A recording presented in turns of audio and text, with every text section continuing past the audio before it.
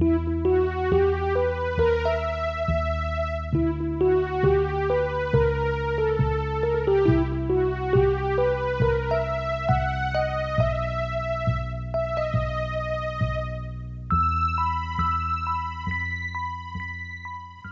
following is a fan-made chapter reading of the web serial Pale by J.C. McCrae.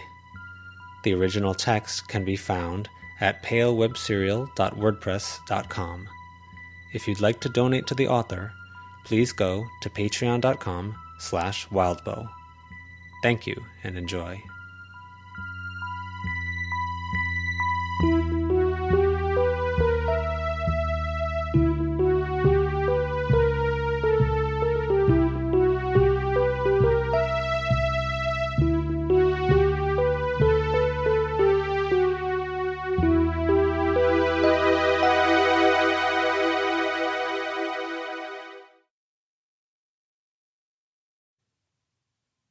Gone Ahead, 7.3. Avery. Avery pulled off her running shoes and held them in one hand while holding a box of black painted wood. Her feet slipped on the wet grass and mud of the bank, sliding into the water. Small stones nicked her feet, and the shift in her balance made the backpack she was one-strapping slide down to her elbow, making her wobble. Snowdrop clambered along her arm, trying to tug on it, which didn't really help. "Careful, don't want to dunk that in there," Lucy warned. "I know. Do you want to be still? I'll come in and help you balance." "I think I'm good." "Okay." Avery crossed to the far side of the river, walking on shallow rock that was a bit slimy with creek life and deprived of most of its traction by the passage of water. She ascended the bank, which was being pelted by the spray of the river. More water from more rain recently, she guessed. Bare toes dug into mud. "Excuse me," she said, setting the box and her bag down. Snowdrop hopped down and became human. "Not guarding this. That's your job." "Thanks." Avery made her way back down the bank, then washed her feet, before grabbing a tree and using it to haul herself up a drier section. She used her hands to wipe the worst of the moisture from her feet. Verona and Lucy were slower in making their way across. John and the goblins lurked on the far side. Tashlet... Avery's head turned as she saw a splash downriver. Tashlet, fully clothed, rose up out of the water, skin not nearly as loose, eyes brighter where they peered through gaps. The water hissed as it touched her. She spat out a geyser of water, and it hissed and popped as it splashed down into the water. "Feeling more yourself, Tash?" Verona called out. Tashlet nodded, dipping her head in for a second and re-emerging to fix her hair. Avery felt like she needed to make conversation, so Tashlet didn't feel left out. "Do you spend a lot of time in the water back home?" Tashlet shrugged. "Too shallow?" Avery guessed. Tashlet nodded. "Sometimes it's way higher. Though lately I've been wondering if it was that much higher, or if my imagination is playing tricks on me. Everything's bigger when you're little." Verona and Lucy, holding each other's hands, made their way over to the far bank of the river. Avery put her hand down, grabbing Verona's, and hauled her up. She did the same for Lucy. "Can you not cross running water, John?" Verona asked. "I can. It doesn't bother me. But there are people following us at a distance." "Who?" "I don't know. They aren't moving like they're trying to catch us. They only seem concerned with where we're going. Maybe they want to keep us from finding a place to get settled." "So we can't make a circle and camp out at night?" Avery asked. "Maybe. Best to do what you need to do before they decide to interfere or develop a better means of figuring out what we're doing." "I've got a few tricks I put together last night," Toadswallow said, more to John than to Avery or her friends. "The local trash helped. If they want to look, we can give them a jolly eyeful." "If we had a tight swimsuit, we could have you wear it and put you front and center," John said. "John, good sir, how delightfully diabolical." "You're not using anything of mine," Lucy called out. "Not it," Verona called out a second later. "Not... damn it," Avery muttered. "Do you even have a swimsuit?" Lucy asked. "I do not," Verona said. "In my defense, I'm horribly disorganized." "Fight that impulse for now," John said. Now's the time to be more organized than our pursuers. Talk, but do what we need to do while you do it. Got it, Lucy said. Thanks, John. He gave her a curt nod in response. I'll go ahead then, Avery said. Scouting locations. Yo, goblins, Verona called out. How do we get you across? Get the bag I lended you. Get the pages and lay them in a circle. I'll do it, Lucy said. You did the goblin hole yesterday. So if this gets messy, at least we're sharing the mess. Not complaining, Verona said. She raised her voice. You're doing the next one, Ave. We're trying to be stealthy, Avery hissed as she lifted the box. Snowdrop and Avery made their way through the woods. There weren't many good paths, so to speak, and it involved some ducking and pushing through branches. We can't stay out here tonight, Snowdrop proclaimed. I don't know anything about surviving in a place like this. We'd get eaten alive by the ticks and mosquitoes. Yeah, no, I'm not sure that's an option, Snow. Maybe if it was for one night, but the rest of summer? I can just imagine going back home. What a refined lady our daughter has become, shaped by her expensive summer trip we put so much money into. So much time spent with high society lads and ladies. Yeah, exactly. Help me look? Snowdrop broke away, stomping through the woods. Avery shifted the box to her shoulder, grunting a bit, then nearly dropped it as it grazed a branch. After 5 minutes of walking, she found a hillside, and as part of that hillside she found a grouping of rocks. It wasn't really a cave, not in the sense that she normally thought about caves, but one shelf of rocks sat at an angle, creating a wedge-shaped recess into the hillside, starting at about chest height and disappearing into the ground about 10 feet in. Snowdrop, Snowdrop, Snowdrop. Lucy, Lucy, Lucy. Verona, Verona, Verona. Avery, Avery, Avery. The words weren't audible with her ears, but tickled the back of her neck. Avery, Avery, Avery. Okay, yeah, she said. Unless you're doing that because you're in trouble? Avery, Avery, Avery. Okay, she raised her voice. Verona's distant laugh could be heard. Avery set the box down, then rubbed at her shoulder. I found a spot, Snowdrop declared as she caught up. Thanks, Snow, Avery said. And this spot isn't occupied. Avery started. She backed away a bit, nudging the box with her toe to move it a bit back and out of the way. She pulled out her phone and turned it into a flashlight.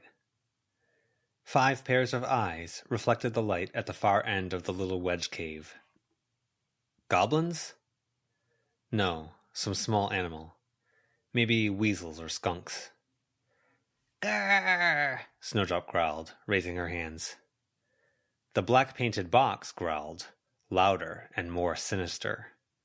The eyes at the back of the cave disappeared, crawling out through some hole or deeper into that recessed space than the wedge seemed to suggest was there. Avery started on drawing the diagram, while Snowdrop cracked the box open. Lucy and Verona caught up. Dang, you cover a lot of ground, Verona complained. This spot works, I think, Avery asked. Hi, lassie, Alpina said, as she crawled out into the darkness of the cave. Sorry for the inconvenience. It's cool.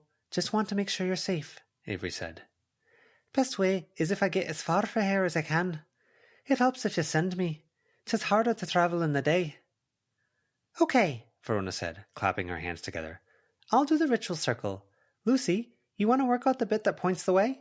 And Avery, write down the details for the target? With my handwriting? We are dispatching a nightmare, so your handwriting would be best, Verona said, locking eyes with Avery. Her expression was serious for about 3 seconds before it started to crack, and she smiled. What if I do the main body of the diagram? Avery asked. That might be better, Lucy answered. But if you want to chase that idealized self that Guilherme's been working with you on, you might want to consider how handwriting plays into it. Bah, a voice croaked. The goblins had caught up. John followed behind them. Fakery and glitter. Real growth comes from being able to clench your gut and take a strong punch, Toadswallow said. Clench your fists, throw a punch. A fairy can't teach that. Well, I am trying to get lots of exercise. I'm talking about grit and gristle, getting proper fat. Getting mean, Gashwad growled.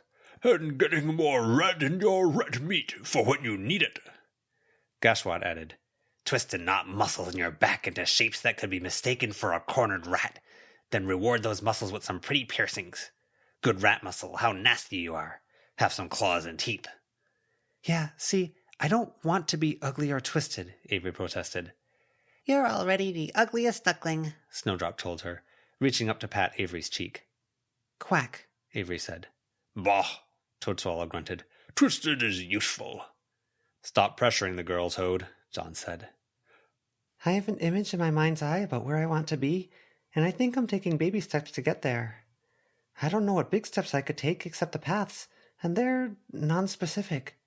Less like I'm chiseling or adjusting, and more like I'm throwing random objects at a statue of myself. You ought to get the girls, am I right? I could teach you ways. Getting girl advice from Toadswallow? Snowdrop asked, squeezing Avery's arm. How far you've come. Avery shook her head. Okay, how about we send Alpina where she's going? You guys are doing a terrific job of backing us up. I think all three of us are grateful. But things got sour, so let's make sure you're secure in your vulnerable moments. We'll send Alpi away in daylight hours. Make sure goblins won't be bound while sleeping. In response to that, Gashwad yawned. Not objecting, dear girl. All I'm saying is I could teach you ways to handle yourself that would turn the heads of hundreds of winsome and woesome dames. I only want to turn the one, Avery said. She looked at the image on the phone Verona was holding, then began pouring the chalk with care. Lucy was doing her own part. One cool, nice, awesome girl. But there aren't any standing around with flashing signs telling me where they are, so I want to work on me. Being the me I think would be coolest. Then use my methods and turn that one girl's head hundreds of times. That kills the girl, Gashwad whispered loudly. Twist the head off. Okay, enough! Seriously! No goblin advice wanted. No snarky comments from you. Snowdrop clapped her hands to her heart. And you two, drawing a diagram, thinking a bit about the steps you could take on self-image that aren't baby steps, or super dependent on glamour. You're doing fine sticking up for yourself, and I'm stuck figuring out how to draw with my earring as a factor. The books didn't really explain this, so I'm having to feel it out. If you ever want advice, if there's no imminent crisis, then I'm happy to help you brainstorm. Thank you. Might as well seize the moment, Alpina cut in. She was lying on her belly in the cave, chin in the dirt, hair all around her, bleeding into the darkness. To tell you all. Tell us what? I wrapped up late last night. You were knackered. Then you had to kiss me up. I haven't had the chance to report. Please, do tell, Lucy said. Ill dreams flow frae an uneasy mind, aye. Too many are uneasy. More in the school no than there are in all our tunes some nights. Somehow, that's not too surprising, Verona said. I was focusing on this. Sorry, Alpina, Lucy said. What was that? Lots of uneasy minds. I put feet to the fire to see what couldna take this. How the lads and lassies couldna take it too. Were there any? Avery asked. Oh, aye, wabbit links. Kinches, I dinna ken the names. In a nightmare, the written word is a right fankle. They dinna oft hear their names either. Could you draw in the dirt? Verona asked. Alpina reached out, shying back from direct sunlight. Verona moved her bag to provide more shade. Avery focused on the diagram. I've been thinking about my gift to you three. Didn't want to bring it up, but there's a scrap of paper in one of my notebooks that's missing a check mark in a box, Lucy said. Had a thought. Took some contriving, but I think I have the means. We'll door it with our tashlet. A way to gab at one another. A way to talk? I will need a bower of payment, or I'll be bogging for anything else. But if you'll want to blather at someone in your dreams, I can see about putting you in them, in the identical state in the dreamscape. Wait, what? Lucy asked. I think I got 95% of that, but I'd like to 100% it. Toadswallow spoke up. You've got to cross her palm with silver or some such. Give her a bit of power. She'll play the part of the old telephone operator. Connect the dreams. Aye. And then we can talk to them? Should be someone who's agreed in advance, aye. So, like, us to any of the hometown others? Avery asked. avoiding using Kennet, just in case they were being watched. Hi, write it down on a scrap of paper. Seal some powder into wax or something. I'll take note. How easy is that to trace? Lucy asked. Not a clue, but I can keep watch some. And if we talked to someone here and got permission, would that work? Aye, but the wrong body could decipher it, trace things back to me, or the old home tune. Especially on a second call. Might be inevitable on a third. So it'd have to be someone we trust, Verona said. Or someone who can't share if they do find out. That's a short list to go over, Lucy said. Nicolette, Zed, and Alexander. Aye, Verona said. You keep adopting Alpina's accent when you're around her too long, Avery said. Says you, calling people wet tubes. It's a mental mode switch. I'm the best person here in understanding Nat after Doglick chewed most of her tongue off, and understanding Alpi and all that. But as in so many things practice-related, it comes at a price. Sounding like a tryhard? Lucy asked. Oh. Okay, first picture. Round face, except maybe that's how Alpina draws faces. Nah, 'tis round. Black looks, what a bonnet. Bonnet. Hat? Avery asked. Cass, part of your dearest crew. They were kind of on the outs even before this thing happened. Then a lassie, youngest of 4. I'll hang you the drawing. That'd have to be Macaulay Hennigar, wouldn't it? Avery asked. Probably. There could be other students who are youngest of multiple siblings who just don't have those siblings at this school. About our age? In the same room as the other 2 siblings? Lucy asked. Hi. Macaulay, then. We haven't seen much of her, despite the similar ages. Sticks pretty close to her siblings. What were the dreams? Avery asked. This feels icky. Icky, but necessary, Lucy said. We can be sure they're prying at every secret or vulnerability of ours they can find. Alpina walked them through the dreams. For Cass, it was set at the end of term. Kennedy got everything Cassidy tried to strive for, including letters of recommendation from teachers, from Bristow, boys, and even things from their room that Cass had brought, including a stuffed animal and some magic items. When she complained, teachers and the family that came to pick them up told her to quiet down and be civilized, culminating in Kennedy getting into her family's car and everyone driving her off, leaving her on campus alone with DeRocher. For Macaulay, it was being home, with a red light shining under an ominous door. People's voices in various rooms, and Macaulay chased Alexander's, as Alexander talked about all sorts of practices. But each time Macaulay completed the circuit of maze-like rooms, that door, with the red light shining out from the other side, was open a bit wider. Macaulay a bit more nervous about slipping past, even crawling under furniture and passing through other rooms to avoid passing the door. Until there were no escape routes, and the door was wide open, the sounds and screams from within too loud for Macaulay to hear Alexander's voice. Then, every step, no matter the direction, took Macaulay a few feet closer to the door, then inside. Alexander was her way out? Verona asked. Maybe, Lucy replied, making eye contact with Verona. The seers and augurs were restless, aye. No keep for the wicked, but I thought that it was best if I strayed well clear. Yeah, be safe, Avery said. And the last one, aye, the teacher, the in with the techie-boo, always couldn't get close for he has protections. Patrols, grates, riddleways, and traps protecting the drain roads I'd had to take to get close. But I could see from afar, he doesn't sleep easy either. Raymond's sunshine, Lucy said. Sorry I wasn't more help. It's a starting point. Cracks and Bristow's faction, people to talk to. Aye, I'll leave it to that then. What name am I putting down? Verona asked. If you have any suggestions, I could go that way. If nay, you could put down the name Douglas Dugga Fritz. Took his ailing grandfather's dosh in motor carriage ado. Willna take the old man's calls. Stewing in it he is. Dugga Fritz, Verona said. Which direction? Alpina pointed. Actually, is there a chance you could take a request? Avery asked. Aye, could.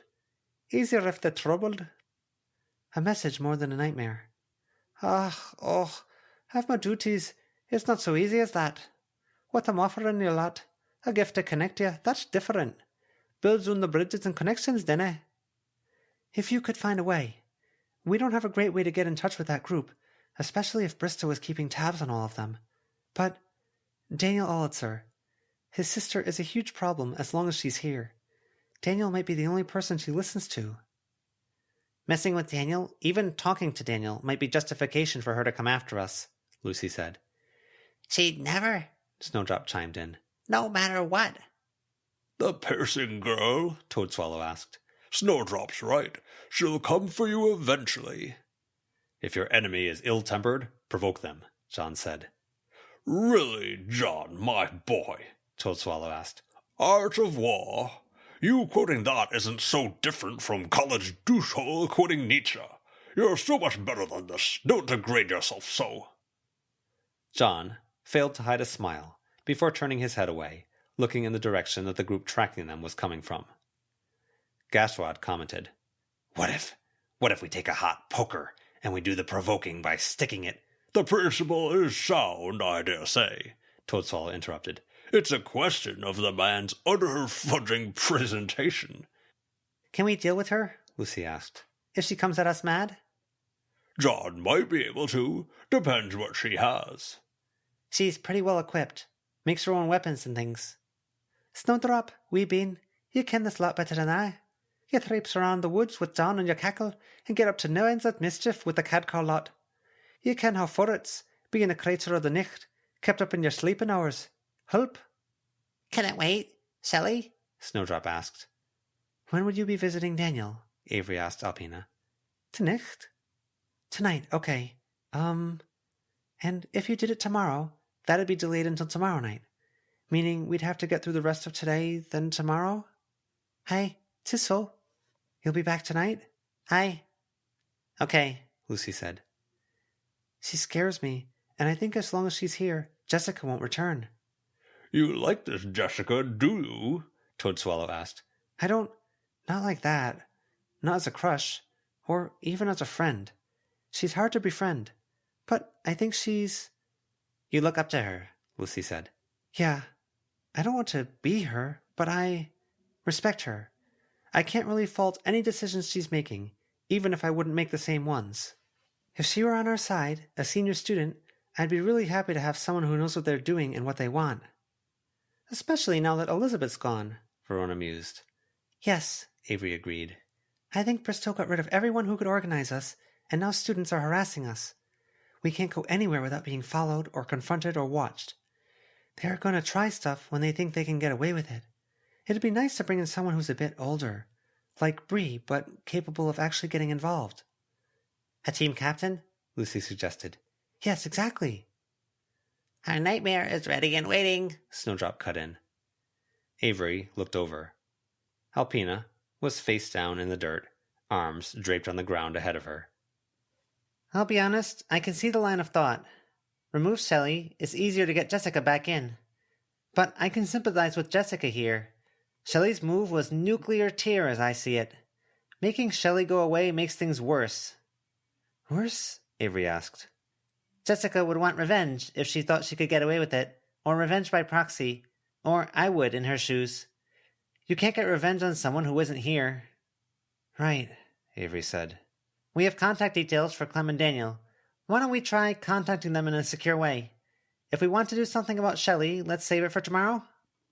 Avery nodded. Doug or Fritch, then, Verona said, putting chalk down on wet black dirt. It stood out in the gloom. Alpina rose to her feet, as much as the cave overhang allowed.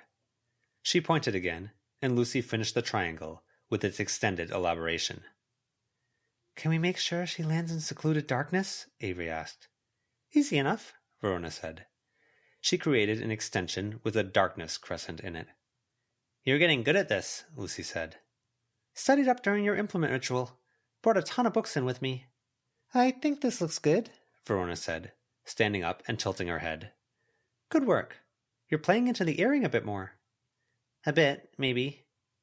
The diagram was a triangle, aimed at pointing to a distant point. Lucy had handled the pointing and targeting, Verona the writing, time and place, and Avery the basic framework. Alpina ventured out from darkness to gloom, touching the circle, then huddling in it. She looked down and around, wary. It's not a binding, Avery said. Hi.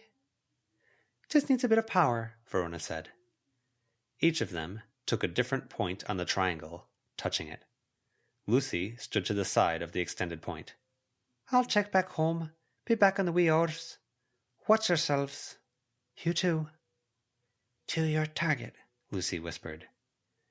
Alpina's darkness boiled up and swallowed her, the darkness darting off into the distance, zigzagging to keep to shadows. To do that offensively, we need a real crack in the defenses, right? Lucy asked. Coup and claim, or coup and justification, Verona said. Beating them down or having a justified revenge motive. Maybe Jessica's thing? Avery asked. We could have her help send Alpina. Reveals too much, John said. About Alpina. About our methods. Avery nodded. We'll leave the diagram here? It should be mostly okay without rain. We can protect it, Verona said. If Alpina's going back and forth, having a tidy way of her leaving is good. We'd have to change the target, unless we want to really ruin this Douglas guy's summer, Avery said. Where are we with the pursuers? Lucy asked. Tashla's keeping an eye out. She says she's comfortable in the water. She doesn't think they could get to her. She might not be wary enough, Lucy said. I hung back for a minute to see. They stopped about 2 minutes' walk from the water. They didn't want to cross. They were worried about her, I think. Okay, Lucy said. She paused, and Avery frowned as she watched Lucy stare off into space a bit, in the direction Alpina had gone. What are you thinking? Avery asked. Wait, Verona said. Verona bent down, and off to the side she drew a connection breaker. The circle around the edge was broad. There are major forces keeping an eye on me, John said. Nothing related to this. Do you need me to be part of this conversation? Major forces? The judges? Verona looked at Avery and Lucy. I don't think so, Avery guessed. Okay, carry on. I'll stretch my legs a bit. John walked off. The circle was drawn around them. The goblins and Snowdrop remained. I'm thinking a lot of things, Lucy said. I don't like this. In my implement ritual, my earring told me to be confident about my gut feelings. My gut tells me this is bad. Being in a hostile place, dogged at every step, the dirty looks, the stuff they're doing to other students. We came here to learn what we needed to know to be good practitioners for Kennett, and because being students means Alexander can't mess with us. He's content to wait, but Bristow isn't, Avery said. And they're both horrible, but everyone in the anti-Bristow camp is hammering him on being a bad headmaster. Making messes, Gashwad muttered. Turning people against him, making him tired, making him distracted, making warren holes. We're laying the groundwork for later, Verona said, looking down at the diagram, watching it slowly erode. The goblin holes that bridge the river and enable more movement across the campus, like what we just made. Stuff to get Alpina in and out. I've let her in once, and I carted her out after. If we do that little trip 3 times, then it might make it easy for her to slip in and out in the future. That blade cuts both ways, Toadswallow said. The third opportunity is a prime chance for them to foil her. She's being subtle. Even with that, Toadswallow told her. We've got the way into the building in progress, but that place is... Bristow's heavy hitters are there, Lucy said. We've got to draw them out, Avery added.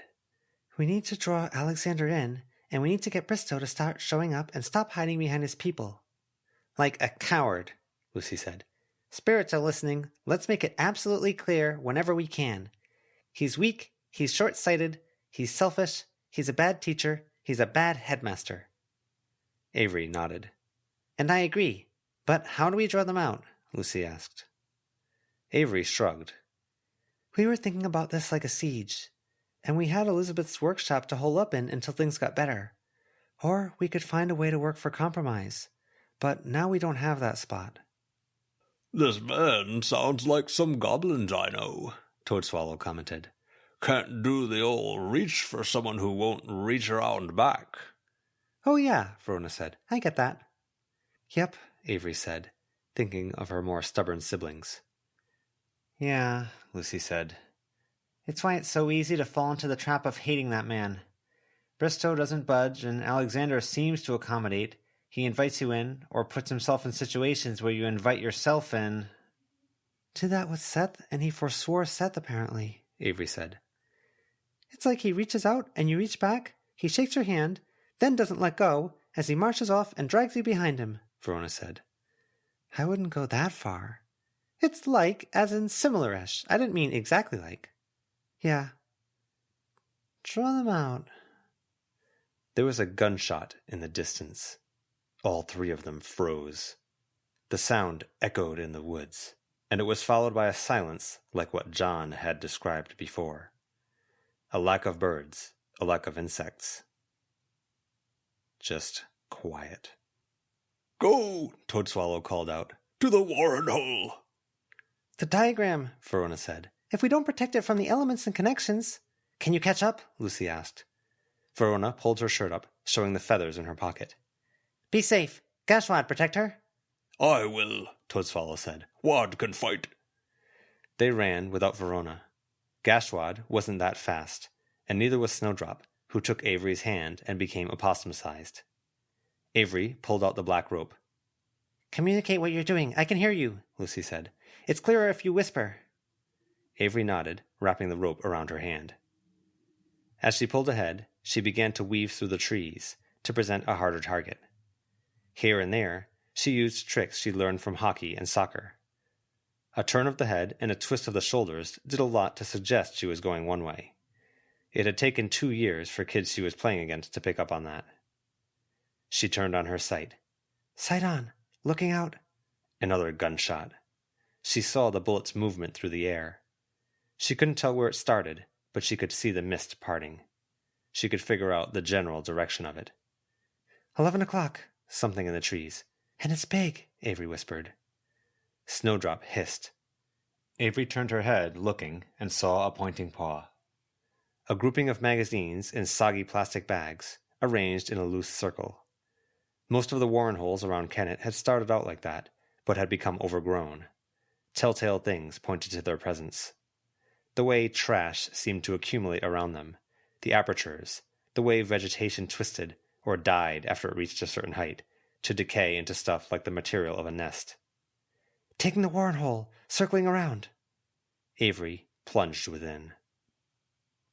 It smelled like compost and mushrooms. Pages from the magazines were stuck to the walls. If a random kid stumbled onto a spot like this, they might not think too much of it. It was vaguely unpleasant enough they wouldn't come back. But she had to dive deeper. There was a dip, a space only wide enough for her to pass through, the muck scraping at her sides. But it led to another, darker tunnel. Here, the kid would begin to panic. Stuff didn't add up, like the light from above finding its winding way here, or the way light shone through more pages that were stuck to the walls. An angry note, a stick figure with boobs. Snow. She picked up Snowdrop and tossed her. Snowdrop landed, skidding on the slope. A lone goblin in the middle of the tunnel saw them coming and scampered off. They ran for a few seconds, then Snowdrop grabbed a fistful of roots and stopped. Avery's feet skidded in mud, kicking up a pacifier with a tack in it, and she bumped into Snowdrop. You know your way around these back alleys better than I do. If we go much further down, we won't be able to get far enough, Snowdrop said. Don't touch that page up there. Avery snatched it away from the wall. There was a hole. Up? No.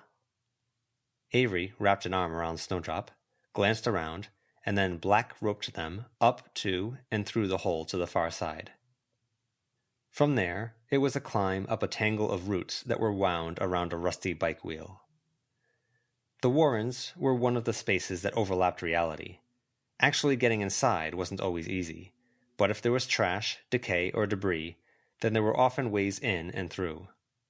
Opening up a new hole was doable, but took power. They, at least, had power to spare. The others would have spent the day's use of the hot lead to open this up, and then some. The more of these Warren holes there were, the more goblins there were. The more goblins there were, the more tunnels there were. Upside, a bit of distance covered in the Warrens, was a larger amount of distance covered above ground. 10 paces here could be 30, 50, or 100 above ground. There were goblins here, and making use of a warren hole, big or small, could make summoning or bringing more goblins in that much easier. Downsides. There were goblins here, and the further down one went, the more goblins there were. They could lay traps, like making a bit of floor collapse, dropping the unwary into strategic zones. She had the black rope for that. They could also wound. Some others fed or preyed on goblins, and traps were meant for those others. She couldn't prevent that so easily with the black rope. It wasn't always a clear route either. What looked like a short tunnel could be a winding one that carried the person within to some point outside of the city limits, instead of into the city heart. And there were dangers here. Darker realms opened up into the warrens sometimes, and the things that escaped those realms could reside here. Meaner goblins could rule over areas, scaring away or enslaving the lesser ones who just wanted to make fart noises all day. Some were barely more than animals, and others were clever. What she'd thought was a clear way up wasn't, but Snowdrop seemed confident, crawling forward. Her experience to date had been with the shallower warren tunnels in Kennet, and only if and when she knew she could take a shower or bath after, without having to interact with siblings or parents directly after. She'd borrowed Lucy's shower twice, dipped into the river twice, and black-roped into her family's bathroom for another 3 times. But Kennet's warren holes were relatively, sanitized. Goblins could come up, but not through, and the most dangerous goblins didn't even bother getting close. Here, the longer she was present, the higher the chance there would be some snake-shaped goblin sniffing her out. She was still in a shallow place, a step down from the uppermost level of the warrens here.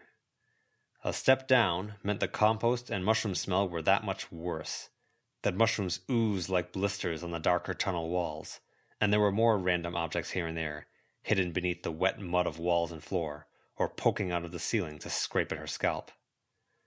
The moisture here smelled like old fast food or household chemicals, or it had an oily rainbow sheen that emphasized the oil and sheen and downplayed the rainbow.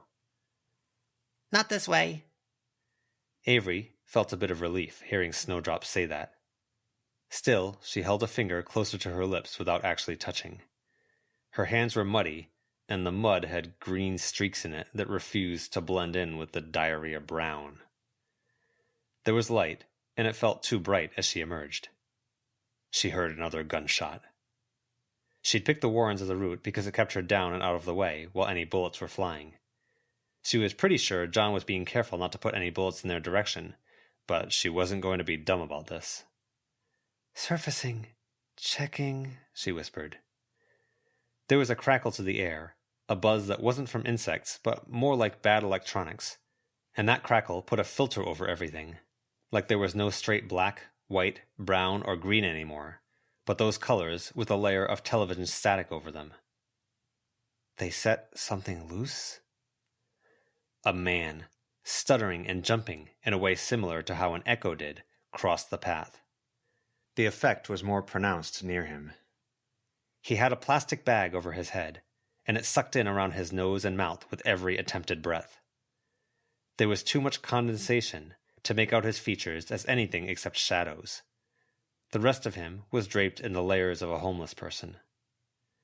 The bag made audible, wet, crinkling sounds as it sucked in, puffed out, sucked in, puffed out. If he saw her, he didn't act. Instead, he walked up to a tree, examined it, and then reached out for a branch.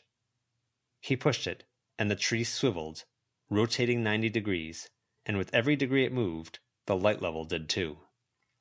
It was like the sun went out, and there was only the static. No air, even. Everything returned. Avery gasped for that air. The hole was gone, and so was Snowdrop. The trees, path, and everything had moved, and the temperature had dropped.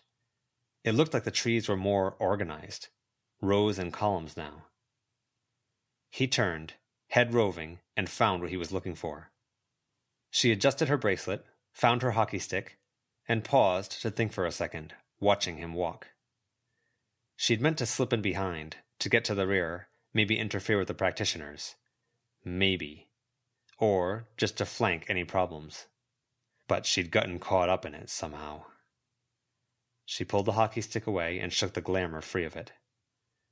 The other looked at her, and she went still, crouching, muddy, stick in hand. "Can we talk?" she asked. He shook his head, plastic bag crinkling. It sucked in around teeth, lips, nostrils, and drew close enough to the eyes to reveal the deep black shadows of the eye sockets. It shuddered like that, straining, but refusing to tear, the moisture wicking away to reveal faint depths, and then he exhaled and it all went foggy. "Are you bound?" He nodded. "Do you mean us any harm?" He nodded. Then he fast walked toward her. She backed away and he sped up, running. "Here!" she hollered at the top of her lungs. "Attacking it!" She heard John's distant reply. She swiped him with the stick. She felt the heavy impact, the movement in the air, and the momentary pause in the static. He didn't hit the ground. He didn't follow through. He was gone. She spun, turning 180 degrees. Nothing behind her. She turned again, and he was there, grabbing her wrist with one hand, her throat with the other. His weight pressed her down to the dirt path with the rows and columns of trees on either side. She struggled to move her hand with the stick, struggled to breathe, and reached up to claw at his face to try to tear that bag, because it had worked with the pig dog man. He pulled away, still gripping her throat. She couldn't move the hand with the stick, and his grip was tight enough her hand threatened to go numb. But she could adjust her grip, turn her hand, and move the length of the stick to where her other hand could reach overhead and grab it. She hit him in an awkward swing. The rune flared, and he disappeared. She gasped for breath. She tried to climb to her feet and fell, dizzy. She turned, looking this way, that. He was in the trees. Again she tried to stand and fell. She huffed for breath, trying to suck in enough to shout, give directions. He did something in the trees, moving a stone in the woods. Everything went dark. In the middle of trying to catch her breath, she was left without air again, and the lack hurt. No ground beneath her, nothing to hold on to except herself and her hockey stick. Avery was plunged into this noisy, hostile reality again. She heard more gunshots. The area had rearranged more. Stone, concrete walls cut through trees and framed the path. The trees were closer together, and the visual noise was worse, limiting vision to maybe 20 paces in a given direction. Huffing for breath, hand at her throat, she used the black rope, stepped forward, and jumped ahead in the path. Another jump. Another. She used her sight as best she could to peer through mist and see the angle of gunshots, so she wasn't just jumping into John's way. Somewhere off to the side, she heard Lucy and Snowdrop. Then it all went dark. She realized it was happening, gasped in a breath, and braced herself. This was the pattern. It moved. It went after some specific targets, things that moved that shouldn't, in ways they shouldn't. A tree that rotated, a rock that slid like it was some adjustment dial on an instrument or toaster. "He keeps adjusting this reality," she whispered, struggling. And then they were plunged back into this world it was editing, after longer and longer periods of darkness. She reemerged into reality. The trees to her left were so close to one another, she didn't think she could pass through them. Well beyond what was reasonable in reality. "Avery here!" she called out. She heard the other shouts. John's, Gashwad's, Snowdrop's. Were they closer? Was this space getting smaller and smaller? She black-roped her way through, catching up to the others. Gashwad and Snowdrop were attacking the man, Snowdrop stabbing with the fork. Gashwad doing about 10 times more damage. The man was taller, bigger than before. "Rip the bag!" she called out. Even with a young girl and a goblin clinging to him, the man with the plastic bag over his head wasn't really hampered. He was making a beeline for a section of wall. Snowdrop stabbed him in the neck. He hit Snowdrop. She fell, and he didn't. Avery went for the legs, since Gashwad was perched between his shoulders, going for the spine, periodically clawing at the back of the plastic bag. It didn't seem to do much. She swiped at his legs, and he disappeared. Gashwad hit the ground on all fours. Avery did much the same, dropping to the ground by Snowdrop, glancing around. She touched Snowdrop's face. Snow, are you okay? Snow barely roused. Go small. The man emerged from the trees by the wall. Avery pointed. Gashwad ran for it. The man touched the cracks, pressing in 3 sections. The darkness swept over them. There was no Snowdrop beneath her hand when she reappeared. The walls were as tall as Avery was now. Even many of the trees toward the center were close together in an impassable way, the dirt paths narrower. He gets bigger and stronger every time, John called out. The arena gets smaller. Snowdrop's hurt. Is there a way to get ourselves out? I don't... John opened fire. He kept shouting, but the gunfire was too loud. Avery moved toward the sound, ducking low. Yeah, Plastic Baghead was getting a few inches taller each round. A bit harder to budge, a bit stronger. The difference from one time to the next was subtle, but the difference from the first time she'd seen him to the most recent was drastic. He wrestled with Tashlet, holding her against a wall as he walked. Tashlet struggled to find a way to arrest that. The bullets sank into the other. Do what you did to the elemental for the hot lead. I can't. John put 3 bullets into each of the man's knees. Tashlet found a grip near the top of the wall, where the concrete was jagged, and instead of feet sliding and failing to get beneath her, flesh and eyeballs being ground against the rough concrete and stone walls, she found enough leverage to stop him from dragging her. One hand at the top of the wall, the other at the other's throat, she strained and lifted him off his feet, slamming him into the wall in a single motion. He bounced off, stumbling, and John kept shooting out the knees as the other recovered.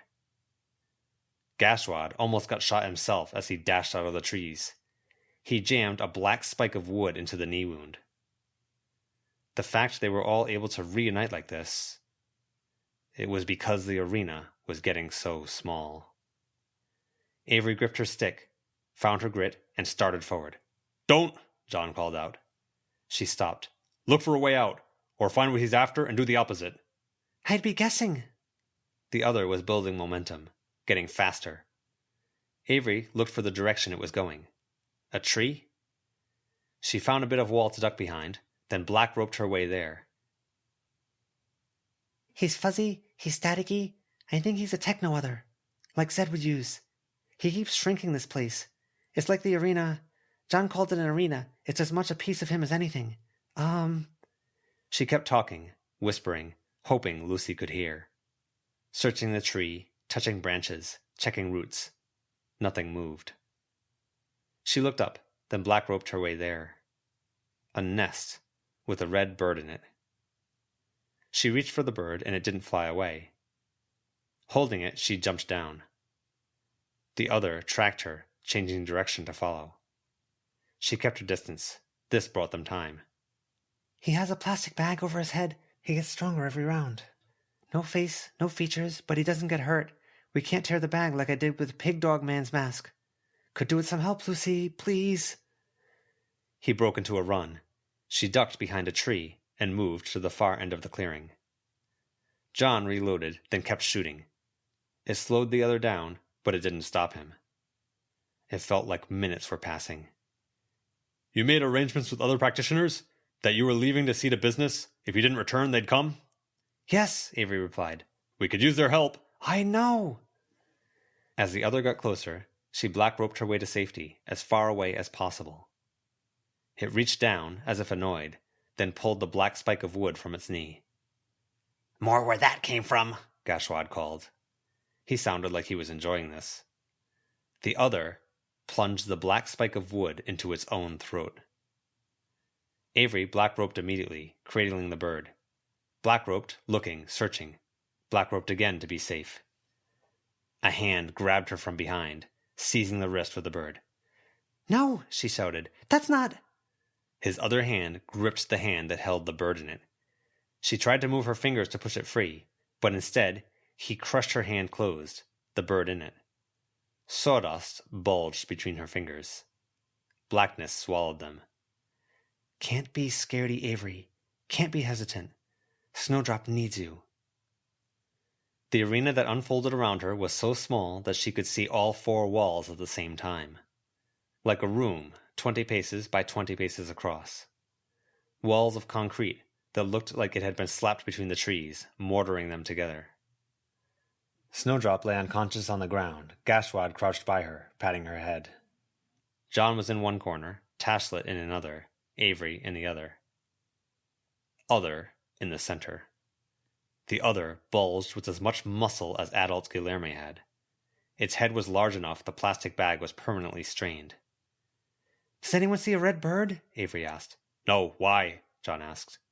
Because there's a sequence. It seems to know the sequence, but if we can turn it back against it, we can...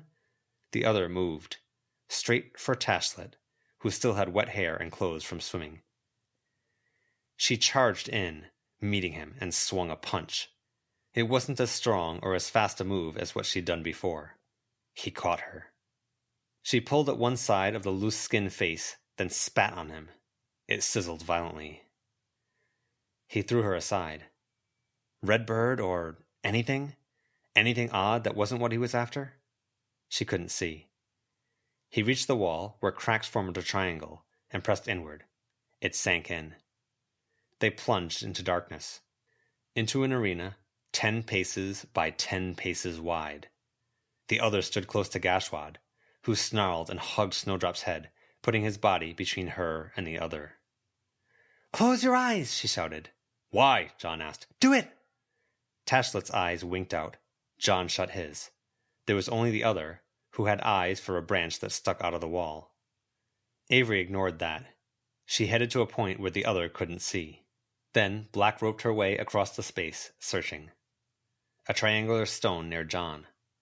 She black roped there, then stomped on it. Darkness.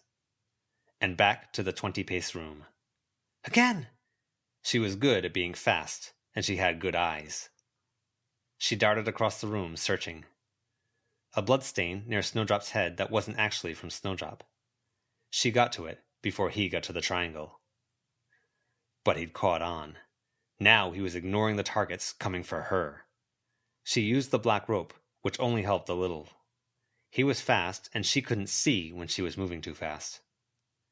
And there was too much ground to cover. She found the 3 bricks in the wall. One had to be pressed in before the other would move. He interrupted, coming for her, and she used a flash of glamour, blinding him for a moment while she could figure out the order. Stepping back and out again. He changed tacks, deciding she was too hard to catch. Instead, he went for Snowdrop. And she couldn't allow that. She had to fend him off, had to swat at him, had to endure the fact that every time she landed a good hit, he'd disappear, reappear, and either grab her or hit that combination of 3 stones to pull them down a level into a smaller arena. Was it only 3 or so times that she had to fight to get away? That John or Tashlet or Gashwad were stepping in to pry her free? 2 or 3 times that they plunged into darkness, and she had to make that split-second decision to either defend Snowdrop or get to the bricks before he got to the bird? He varied it up, fainted. She was running on instinct and adrenaline, fighting in the moment. Trying to survive to preserve her friend. It all dissolved into static that ran through her body. We got you, Lucy said. Oh, geez. Avery wobbled, sagging. Had to go back to the dorm room for the big red button, Verona said. We should be carrying that, Lucy said. I'm a little worried about bringing everything essential after the party thing. That's not a good reason. Keep the essentials and small things. Snowdrop, Avery said, rubbing at her throat. Snowdrop lay on the ground. Tashlet stroked Snowdrop's head, and the girl became an opossum. She crawled to Avery, then curled up in her lap. That was a real attempt at killing us, wasn't it? Avery asked. Or trapping, Lucy said. She held up a black cartridge. They can't get away with that. We're students. I have no intention of letting them get away with it, Lucy said. She pushed Avery's hair back from her face. No way. I bet they have an excuse, Verona said. Like, we put that out there to let it power up. We were going to go back after lunch. It's lunchtime? Come on, Lucy said. You did good, John said. The words felt weird. She didn't want to be in a situation where this was good. You going to be steady on your feet for this? Lucy asked. Avery stood, testing herself, then nodded. She kept 2 hands on Snowdrop. Pretty intense from what you were saying, Lucy said. I want to know who pulled this. So do we, Lucy said. Absolutely. Look, they're going to be looking for us. If you want to sit this one out, take a break, that's cool. But if we show up, we've got to look strong. You've done awesome, Verona said. Snowdrop's okay? Okay-ish? And Tashlet? Tashlet nodded, rubbing at her arm. And John, Gash? I'm fine, John said. Gash nodded. Lucy was fussing with Avery's hair, which had mud in it, and it was simultaneously the last bit of nitpickiness that Avery wanted to dwell on, and it was a bit zen, fingernails running against her scalp as a makeshift comb. Lucy dropped it as they left the trees. Gashwad hung back, hiding. If he was recognized, that would be bad. The other anti-Bristow kids were out, sitting by the field in damp grass. Some stood as they saw them. How bad do I look? Avery pulled on all the golden check marks and everything else to keep her head up, to avoid looking as emotionally wounded as she felt after all that. As sore and scuffed, those weren't as bad. She'd gotten battered during practice before. They tried and they failed. That counts for something, Lucy murmured. They hurt Snowdrop, Avery said. That counts for a heck of a lot too, yeah. They took the path to the side door of the school. We're not talking to the others? After, Lucy said. For right now, our room. You need a shower and a change of clothes. For mental reasons as much as anything. I need it, even Verona. Avery nodded. Verona reached out to touch Tashlet's arm at the same time Lucy did with John. Oh. They entered the school premises. John and Tashlet looked around. Tashlet was saying before that she missed civilization. John, Matthew, and Edith have been able to give her some, but not a lot of people? Verona asked. Tashlet shook her head. Loose skin slapped her cheeks. We're making small talk? Talking about regular stuff? After that? Do you guys realize? But Avery didn't want to whine. She wanted to look strong. So she focused her attention on keeping her head up and being gentle with Snowdrop. Students stared. She found herself looking back, searching for an iota of guilt. Was it worse if she found it and she felt the need to act right then? Or that she might never find it? That some of the people here could be so messed up they'd pull that crap and then not give a damn about it after? They returned to their room. They've been inside, Verona said as the door closed. But they weren't willing to mess with the nettle-wisp. The nettle-wisp they'd put on the locked chest at the foot of the bed had grown just a bit. Lucy rubbed at her arm. There were still some yellow and blue stains in the skin, like how lips got after a lemon or blue raspberry icy crush. Avery ventured over to her bed as Verona shut the door. Her move was in part because there were 5 of them and 1 opossum in the one room, and it wasn't that big a room. Verona sat down next to her. John will remember our little car ride with Sharon. I do, John said. And I had a chat with Bristow. Funny little thing, that. Not so funny that you've got that game of whether he'd regret his move on Kennet going, Lucy said. Yeah, no, Verona said. That's not great. I just kind of want to nap instead of talking about this, Avery said. I know that sounds super lame, but... It's not lame, Lucy said. Believe me, I've been feeling low too. But at least just listen and talk this out with us as we discuss our next moves. We had to wait until we were inside with this protective diagram.